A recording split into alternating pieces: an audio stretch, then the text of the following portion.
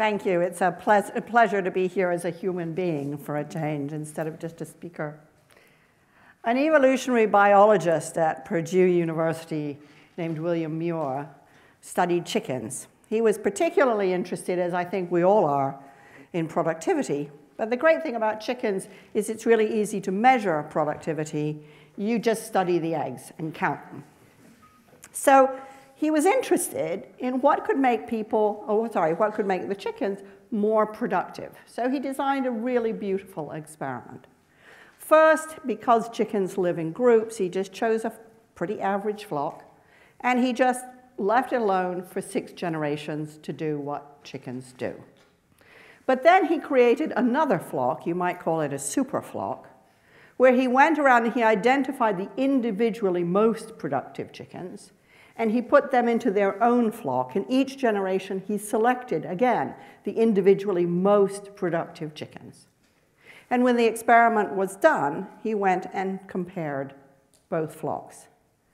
The first average flock was doing really well. Plump, fully feathered, egg production had increased dramatically. The second flock, all but 3 were dead. They'd killed the rest. And the conclusion Muir drew was that the individually most productive had achieved their success by suppressing the productivity of the rest. Now, I've gone around the world telling this story, and I look into people's eyes, and I see a flicker of recognition. People have come up to me and they've said, "That's my company. That's my department. That's my country. That's my life."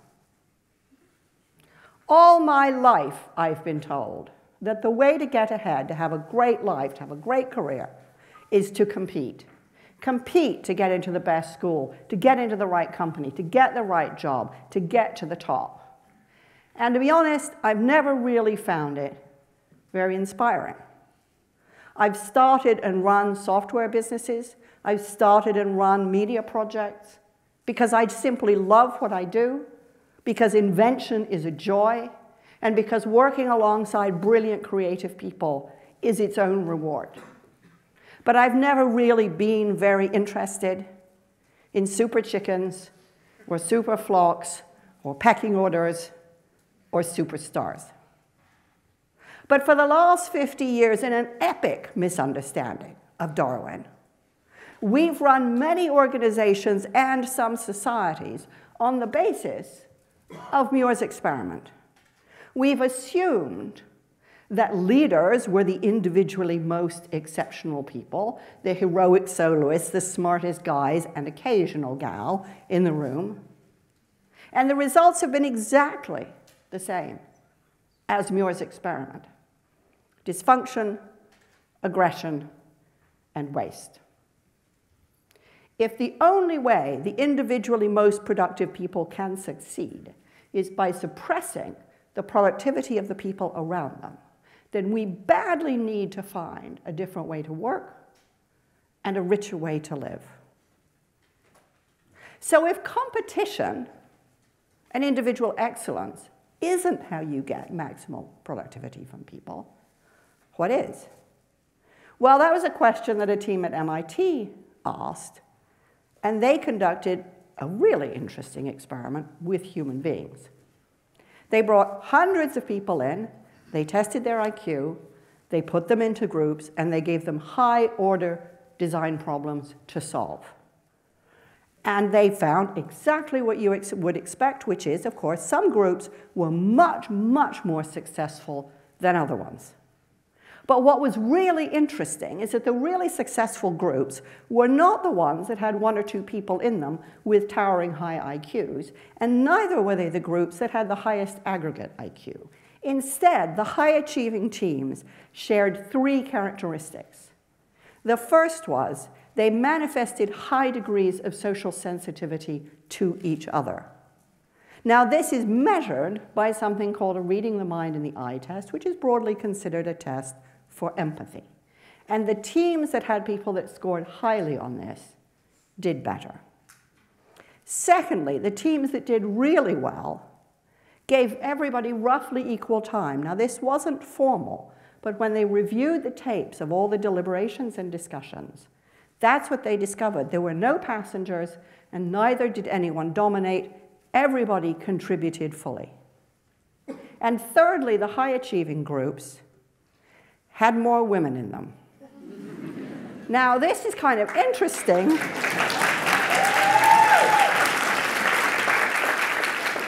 This is kind of interesting, and I know some of these researchers. I'm sure it wasn't quite what they were looking for. But they don't know quite what it means, because typically women score more highly on the reading the mind in the eye test. So it may be that it was a doubling down on the empathy quotient, or it may just be there were wider perspectives in the groups. But what's really important about this is that IQ, individual intelligence, didn't make a difference, but personal connectedness did. So what does this mean outside the lab in the real world? Well, it means that what happens between people really matters.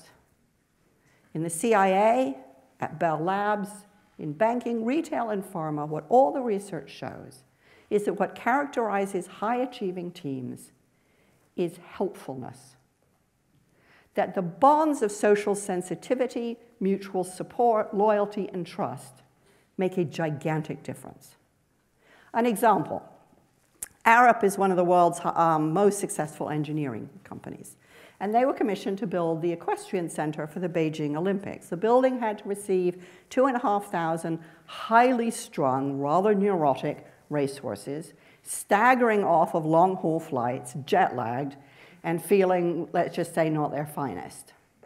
The question the engineers struggled with was, what quantity of waste to cater for?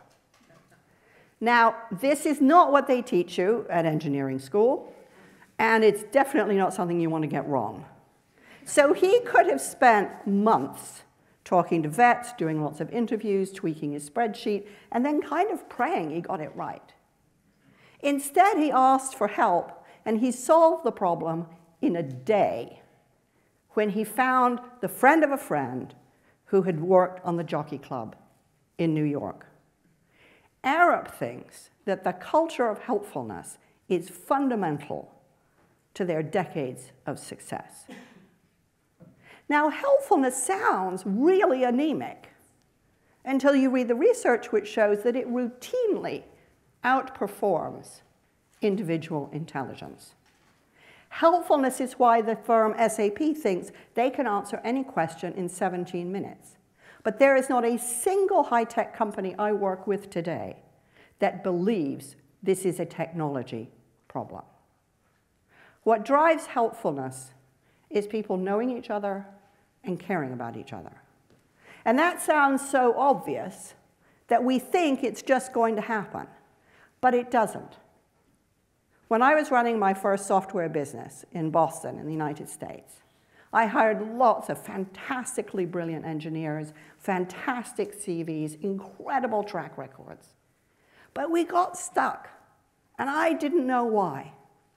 And gradually I realized that these brilliant people were all totally focused on their work. They didn't even know who they were sitting next to. And it was only really when we stopped working and we spent time, invested time, getting to know one another, that we got real momentum. Now, that was 20 years ago. And today I'm visiting companies that have banned coffee cups on desks because they specifically want people to hang out around the coffee machine to talk to each other.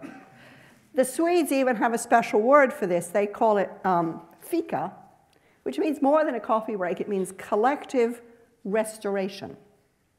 There's a company in Maine in the United States called IDEX where they've covered their campus with vegetable gardens on which the employees work. It's not a vegetable company, it's a high-tech biopharma company, because they want reasons for people to get to know people that they don't automatically work with. They think it makes the company smarter.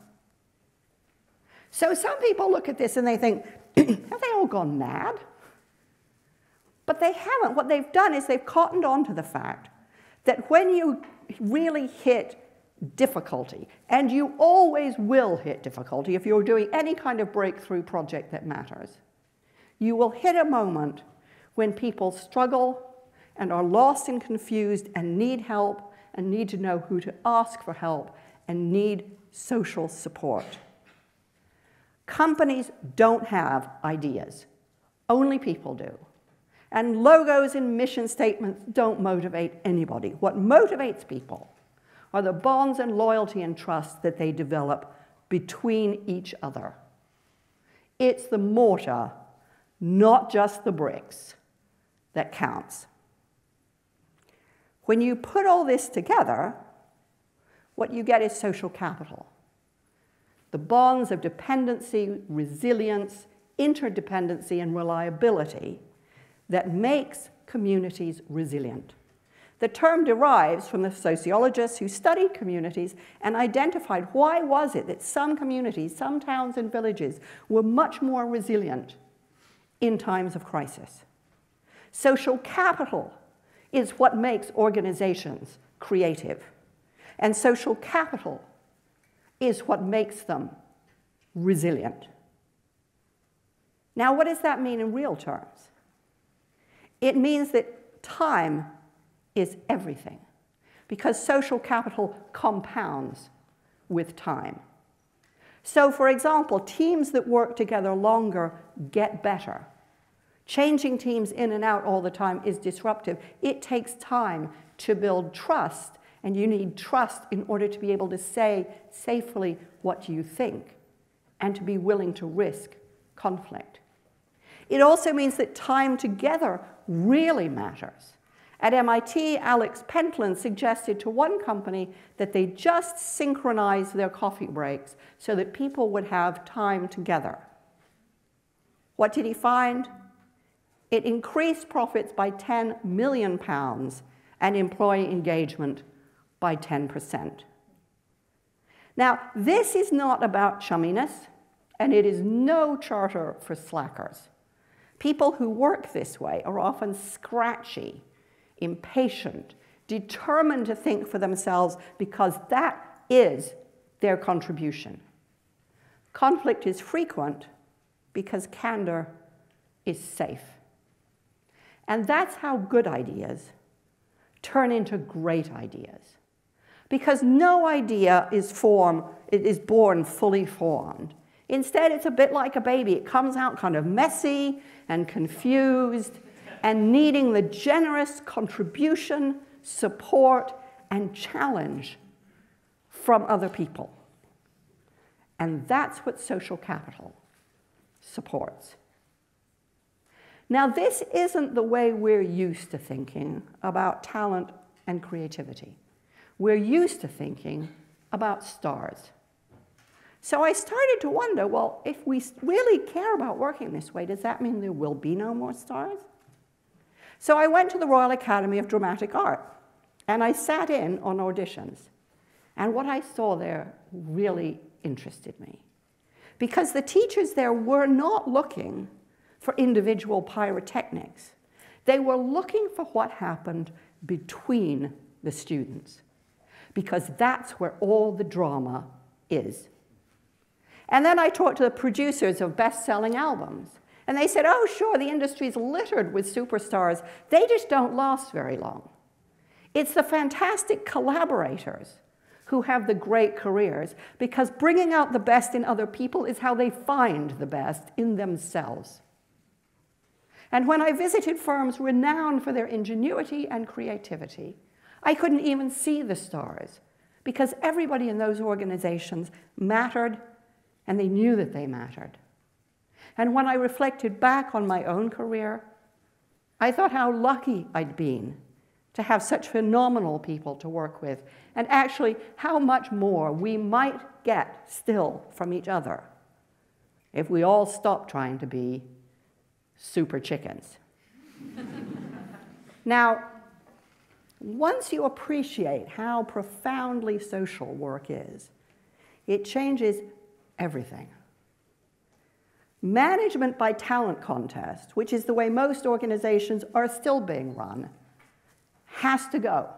Forced ranking has to go. We have to provide an environment in which social capital is allowed, is encouraged to grow.